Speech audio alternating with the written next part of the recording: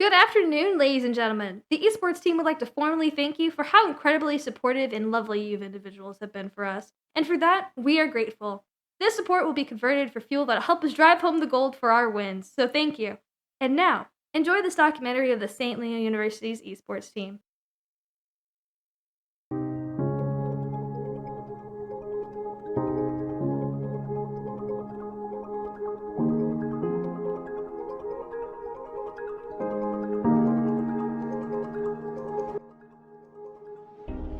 Welcome inside to the St. Leo University's esports arena.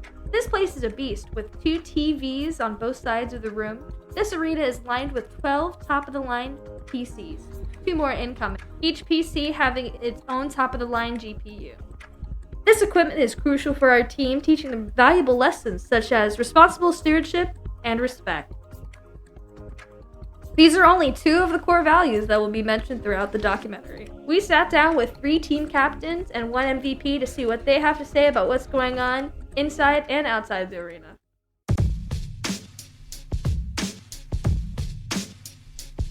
Hi, my name is Ksylyn Junkert. I am a senior here at St. Leo University as a mathematics major. I am a senior here at St. Leo University, and I play for both the League of Legends and the Smash Bros. Teams. I'm a senior here at St. Leo University. I've been here for about 3 years, kind of before. I'm studying cybersecurity.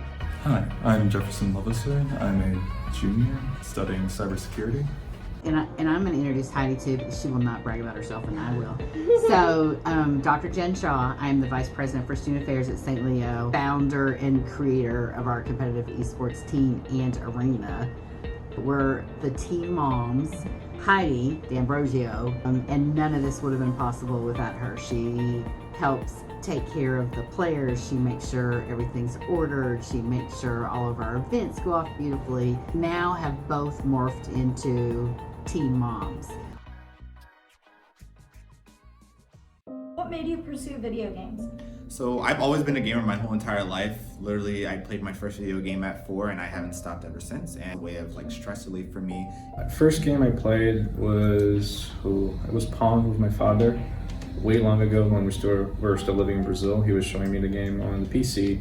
But the first memory I do have of playing a game on PC was Warcraft 3. Video games are always just a part of my life. I remember playing it in my childhood, mostly through my dad, and it just kind of stuck with me and grew up. As he bought me more games, I got into more games, and here I am now. How do you think gaming has shaped you? I think it's helped me develop a little bit of social aspect to myself that I wouldn't have gotten otherwise.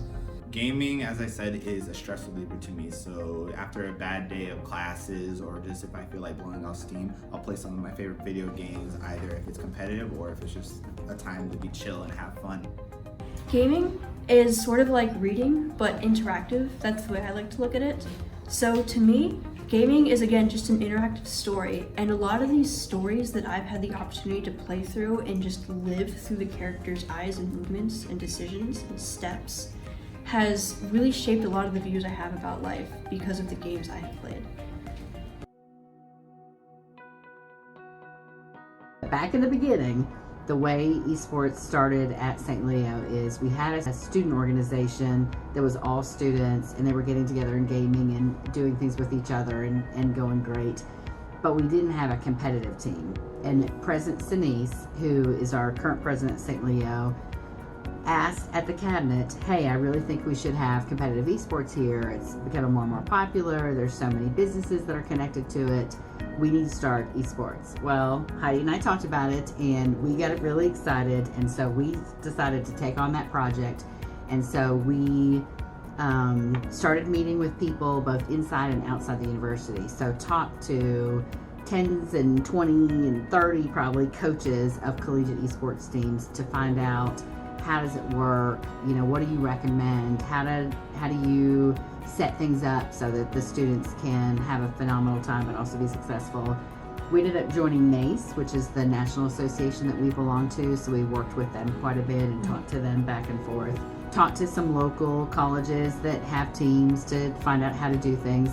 And right about that time, we had a new graduate assistant come to Residence Live, and his name's 𝚂𝙰𝙸𝙾𝚃.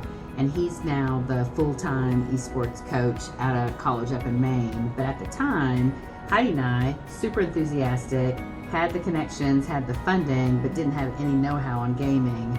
And then Joel brought the expertise. So the three of us started working with instructional technology right away and facilities and some other groups, and we started the arena. So the arena is in one of our residence halls, and it used to have our nap pods.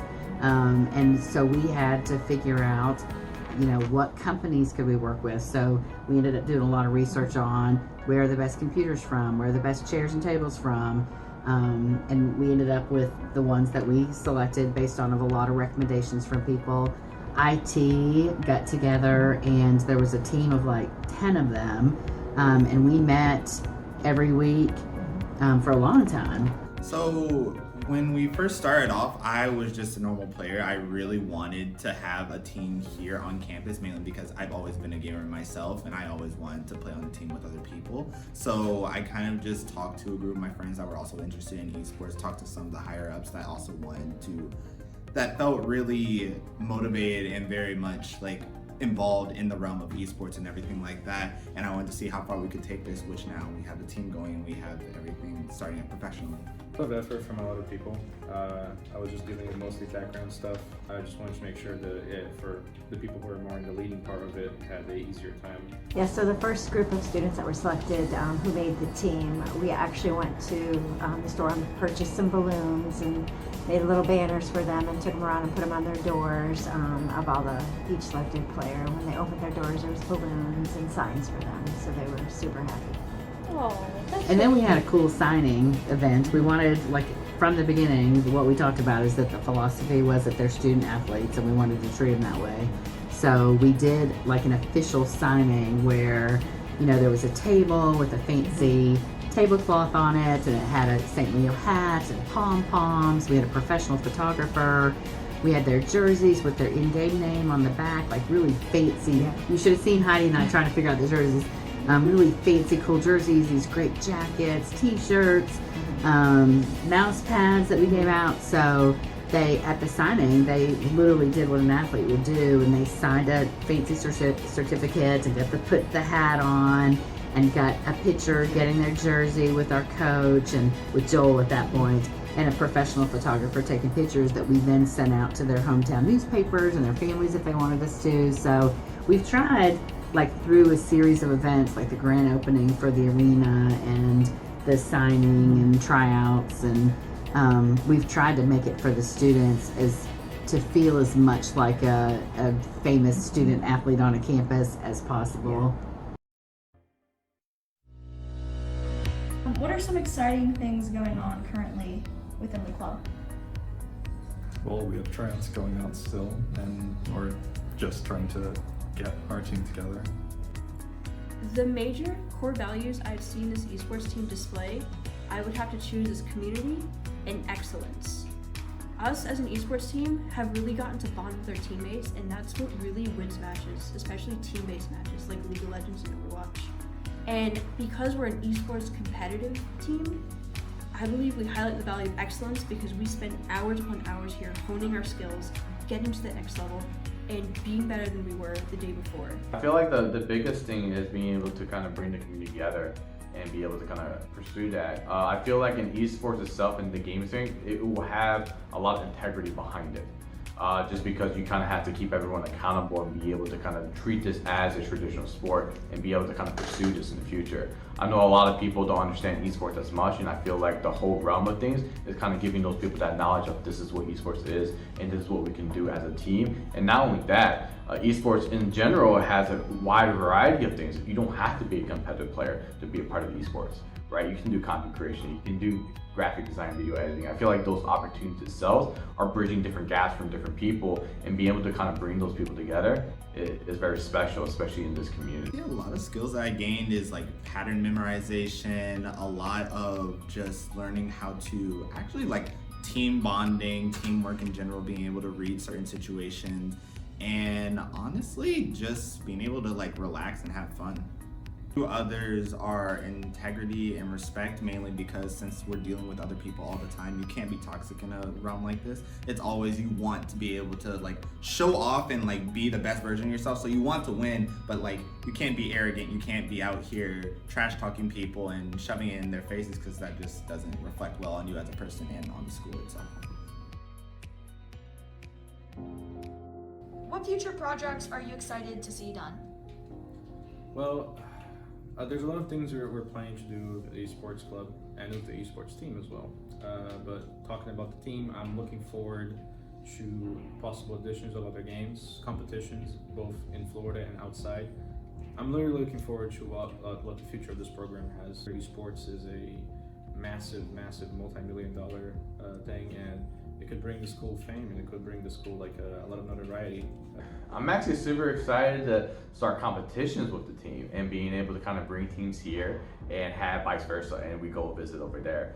I feel like the biggest thing for us is to travel out of state and be able to compete with colleges in California or any other AAA school that has an esports program. The things I really want to focus on is called the 4 C's, right? The first one is going to be competitions, where we kind of compete with other colleges, compete with other different teams out there, and be able to kind of bring that competitive sense within St. Leo University. The second one is going to be creativity.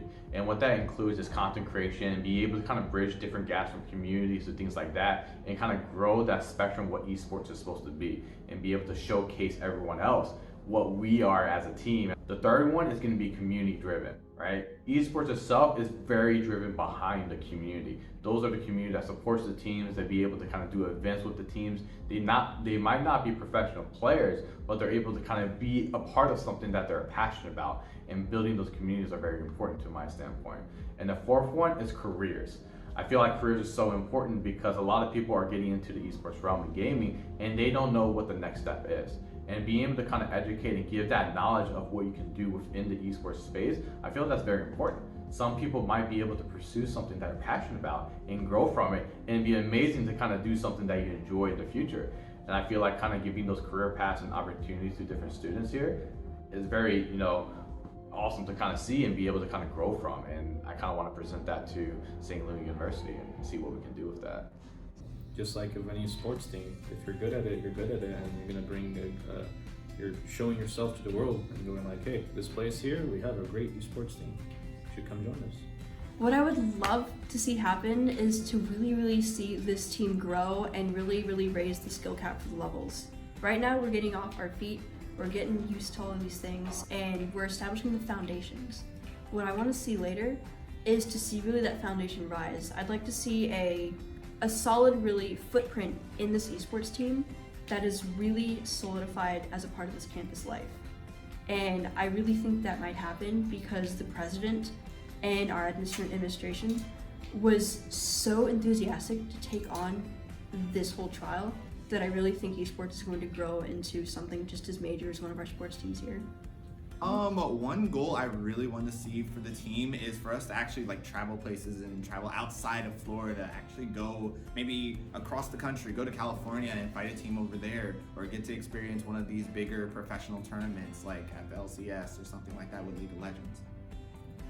I feel like being able to kind of give people careers within esports and gaming is something I want to pursue and be able to promote within the student body.